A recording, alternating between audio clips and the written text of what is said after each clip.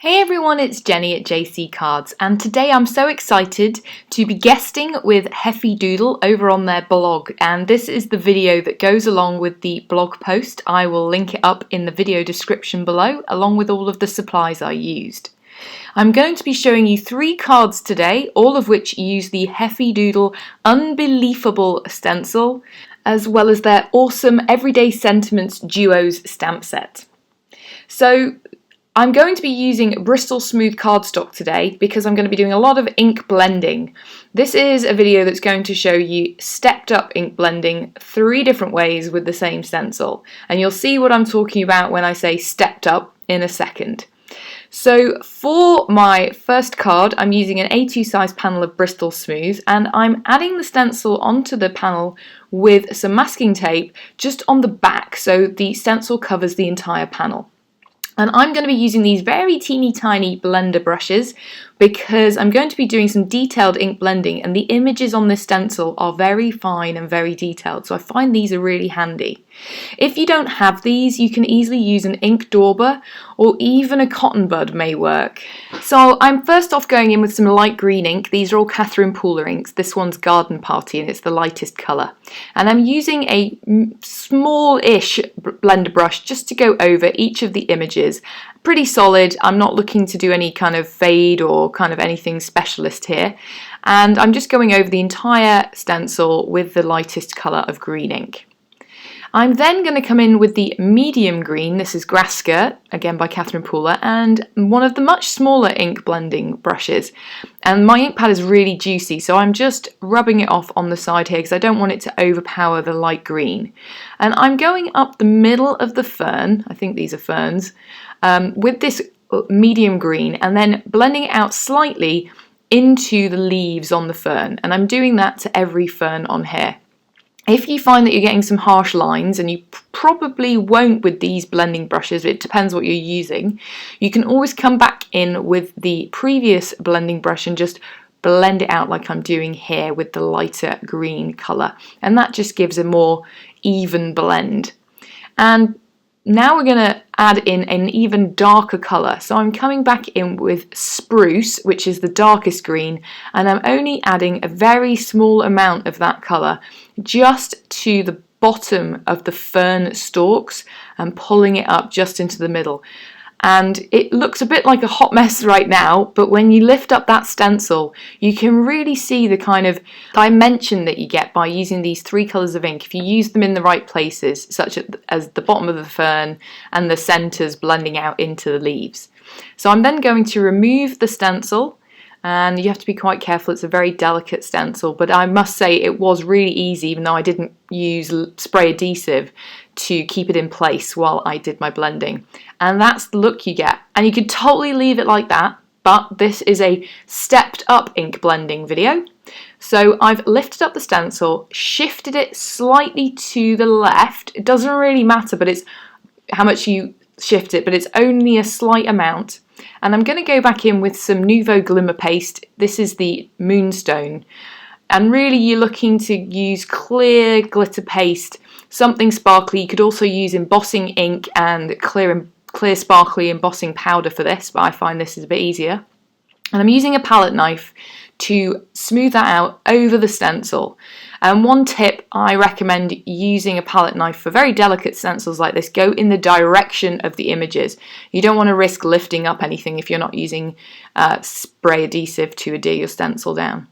I'm then going to lift that up, and what you'll find is you've got beautiful sparkly ferns, and when this dries you'll see that the glimmer paste actually adds a little bit of a shadow around the edge of the fern itself and gives it an almost 3D look, and I really like it. So I'm going to show you how I finished each of the cards I make in this video at the end with the sentiments, but that's a quick look at what it looks like dried. Now for my second card, I'm using my powder bag all over the panel of Bristol Smooth cardstock.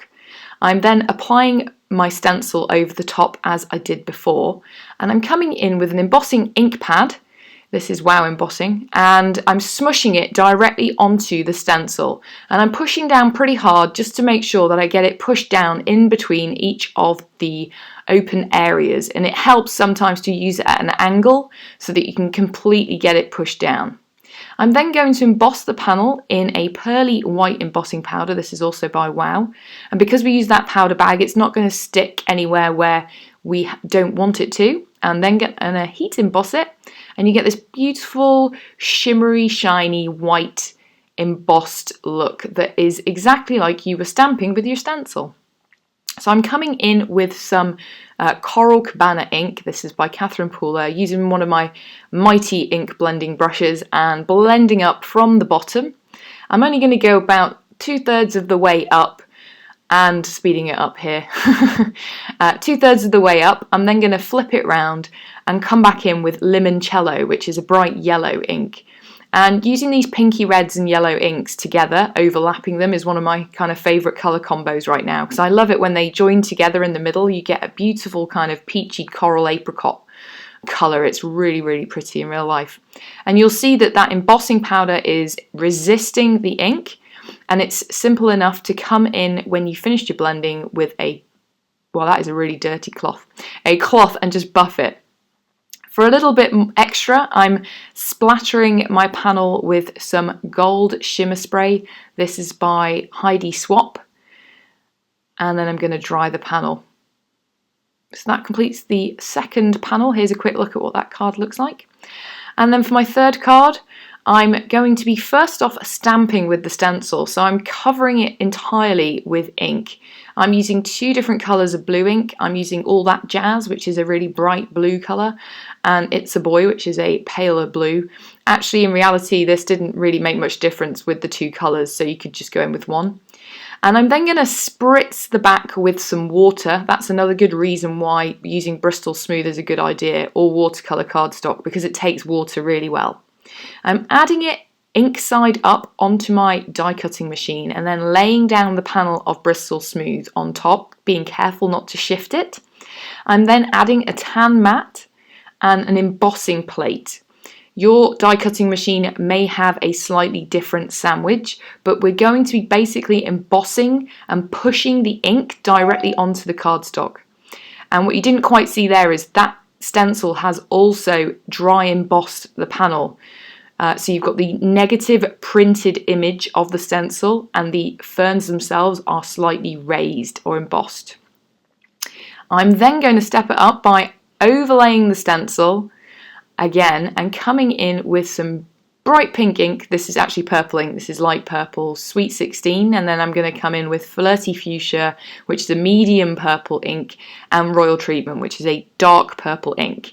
So I'm doing the same technique as I did for the first card, which is light, then medium up the centre and across the leaves slightly, and then dark towards the bottom of the fern itself, just to add dimension. And I've chosen crazy colours here. They contrast really well. I thought they'd be a bit more fun and something a little bit different. You could, of course, use much more subtle colours than I have. And I did also shift the stencil slightly to get that white halo around the outside, which I think looks really cool.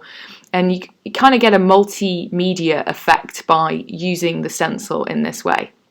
Now to finish off, I'm using some dark grey cardstock in my MISTI, and I'm going to line up each of the sentiments. So I want to do this in one step rather than 3. So I'm lining up 3 of my favourite sentiments from this set. I've treated that panel of grey cardstock with an embossing powder bag first, and then inking up the stamps with embossing ink, and I'm going to heat emboss them with white embossing powder. This is Wow Primary Bright White Opaque Super Fine embossing powder. And I'm just using a coffee filter to catch any of the embossing powder because it makes for an easy cleanup. And then I'm heat embossing those. I'll then trim them out with my trimmer and add them on top of each of the cards with some foam tape. For this one I used a Nest of Gold Thread by DMC. And for this last one I'm going to add a bit more sparkle. I'm using some confetti pink sequins. And that finishes all 3 of my cards. I've loved guesting with Heffy Doodle today. Please be sure to check out the blog. You can see more photos. And if you've liked this video, please think about subscribing to my channel. Press that bell to be reminded when there is a new video available. And here's a couple of others you may enjoy. Thanks so much. Bye.